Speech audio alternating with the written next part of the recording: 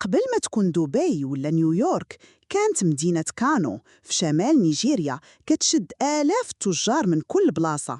القصة بدات قبل 1000 عام تقريباً. كانو تأسست في منطقة استراتيجية وسط طرق القوافل اللي كيمشيو من تومبوكتو حتى المغرب. المدينة ولات بحال قلب نابض، الذهب جاي من مناجم غانا ومالي، الملح جاي من الصحراء الكبعى، والكتب جايين من تومبوكتو مكتباتها.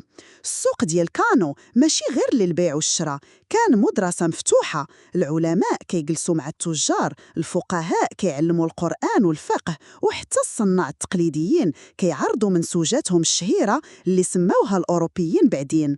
هاد الازدهار خلى الملوك ديال كانو المعروفين بملوك الهوسة يسيطروا على المنطقة كاملة.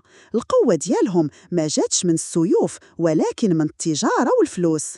ولكن علاش التاريخ ما كيذكرش بزاف على كانو؟ الجواب بسيط، الاستعمار الأوروبي ملي دخل لإفريقيا دار المستعمرات ومسح بزاف ديال الذاكرة ديال القارة.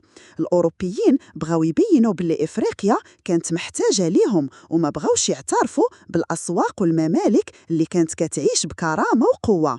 اليوم إلا مشيتي لنيجيريا مازال السوق القديم ديال كانو كيتقام فيه بقايا من هذاك التاريخ العريق.